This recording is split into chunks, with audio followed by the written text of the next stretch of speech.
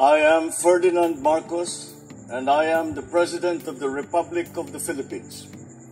I stand today on behalf of 110 million Filipinos. Hello people, hello words, and hello Philippines. It's me again. Shoutout sa lahat mga Pilipino sa buong daigdig. Nakikita ko si BP Sara po yan. Bakit? Nako, although huli itong aking upload, but kailangan natin i-upload para malaman ng lahat. Ano? Kasi yung pinapakalat ni Castro, no, na may nag-uusap-usap daw yung mga leaders dyan sa house na may planong impeach si BP Sara. Nako, nalaman po ni dating Pangulong Duterte itong impeach against sa kanyang anak. Ano ko, nanggalagalaiti ito guys ha. Pag ginawa daw yan, mapipilitan tatakbo uli sa politika. Siya senador or vice president. Oh wow. Ala kayo guys ha. Ano masasabi nyo dito? Para kompleto Ricardo, pasahin po natin ano. But before that, siyempre guys, nagsalita ang Pangulong Marcos Jr. na hindi dapat ma-impeach si BP Sara, sabi niya. At ayaw niya ma-impeach si BP Sara kasi mag-BFF yung dalawang yan, no? So, there's no reason para naman sa akin dahil alam mo, pag pa-impeach ka ng isang mataas na opisyal, mabigat dapat ang ebidensya. Pero yung mga ganyan-ganyan, sus, marisos, hindi lang talaga makamove on itong marites na ito, no? So, basahin po natin para kompleto detalyado mga kababayan, okay? Anong sabi ng Marites? Sabi po dito ng Pilipinas Today, ayan, nanganganib nga ba si BP, nanganganib nga ba nitong November 17, kinalaro ni Party List Teachers Party List Castro ang pahayag niyang ito. Sinabing usap-usapan tungkol sa impeachment, our mayor discussion of some leaders, some congressmen are not a serious move against BP Sara, no? Mariin namang itinanggi ni Deputy Leader for Communication Act CIS Party List Congressman Tulfo na may plano ang Lideratar Kamara na magkasama ng impeachment laban kay BP Sara Duterte kaugnay sa paglipat ng 125 million confidential ang intelligence funds sa tanggapan nito mula sa Office of the Vice President, mga kababayan. Yan po ang pinupunteriya ng makabayan bulok. Hindi sila makamove on talaga yan. Gumagawa talaga sila ng butas, mga kababayan. Malayo pang eleksyon pero inaagahan na, no? Politika ito, mga besyang, Pag alam nila kasi malakas ang kalaban, titirahin nila na mas maaga yan. Hindi, real talk po tayo dito. Ganyan din ginawa sa mahal na Pangulo kung paano Pangulong Marcos Jr. tinira pero talo sila. I reach out to all leaders including Congressman Saldi, Koo, and Speaker Martin to address rumors circulating in Congress. However, there is no substance to this discussion. No such thing has been deliberated among party leader or the House leadership. Paglilinaw ni Tulfo, wala naman talaga sus, Marius, silang gumagawa lang yan. Marites talaga ito Wala rin naman daw ginawang impeachable si Duterte para patalsigin ito sa pwesto ayon kay Tulfo. Oo nga naman, di ba? Ito, mahilig magpaaway-away ito Itong mga Marites guys, Ito, sabi po ni ng House Majority Leader Manuel Jose Dalipe, mga kababayan. Sabi niya, tinawag na fake news. Fake news daw yan. Ang pahayag ni Castro, sinabing ginagawan lang umano ng isyu, sinatitata at lumaris dahil sa assume raw ng ilang magiging magkatunggali ang dalawa sa presidential election sa 2028.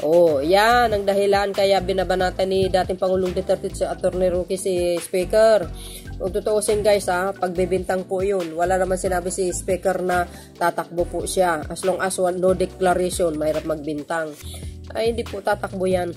Kayo talaga. Sabi dito, diba quoted na media, si Axe Teacher Liz Castro sa pagsasabi na may mga chismis umano ang iba't ibang leaders ng political parties sa House Representative tungkol rito sa impeachment. Sa Vice Presidente ng Pilipinas, tinutukoy si Vice Sara Duterte. Ayan, si Castro, Marites talaga yan, mga kababayan. Diba obvious? Sobrang kamaritesan yan.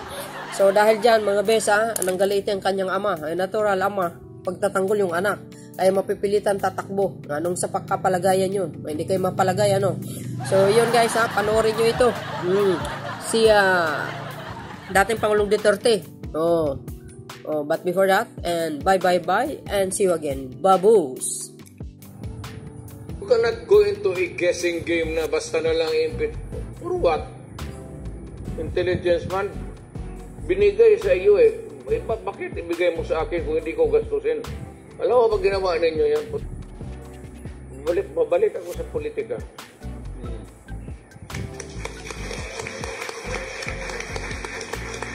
Survey number 1 ka ngayon. Papilitan ako. It's either I run for senator or I will run for vice president. Baski matanda. Wala kayong sakit ng ulo. As of now, kasi hindi pa ako may pipilitan akong lumabas sa from retirement. This is it. When I begin to talk, election na ba, just around the corner, talagang magkababoyan tayo. I do not lose anything. I'm retired. Pero pagka magdating yan, buhay pa ako, pag hindi pa ako, wala pa akong demensya, tatakbo ang presidente o vice president, yung mga katakbo ng presidente. Kung si Inday ang presidente, okay lang. Bakit ako? Kaya, you should shut up. Oh, he did not mention any name, ha? Only... Shut up. Wala tayong malaking problema. Ako ay sympathize with Bongbong. He's trying to control. Kayo mga eager beaver, shut up. If you have plans to run, go ahead. Sabi ko, yung presidency is God-given. Just don't intimidate them. Paski anong damgo mo dyan, wala pag hindi binigay. Example na lang ako, from the outside, out from the cold. No money, no machinery. Wala. Catapulted to presidency. Ngayon, nung tumakbo ako, siyempre, yung mga taga-Davao na mga mayaman, mga kababata ko, proud sila na kung may presidente taga-Davao. Yan lang man ang habol nila, magkaroon tayo ng presidente.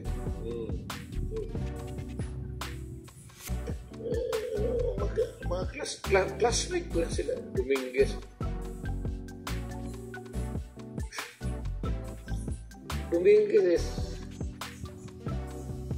he owns Marco Polo pati sa Tugade. Anak ka ng Man-made billionaire.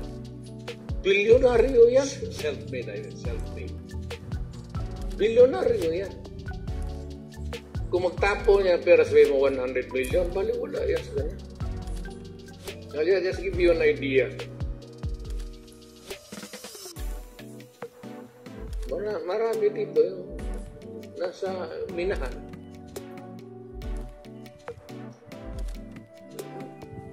Yung mga warik-warik doon, yung mga pulis na naging milyonaryo. Alam mo, malapit ako sa pulis kasi laking pulis talaga ako. Mahal ko ang pulis ko pati military. Alam ko ang pinapusta nila buhay. I was nice to the communists, but was the reason why? I was desperately trying to find a way to seek peace for everybody. Hindi ako sabihin magipag-usap sa kanila kaya takot ako. It's not that. It's not my nature na iusap ako dahil takot ako. Ano ka? Sinusuri.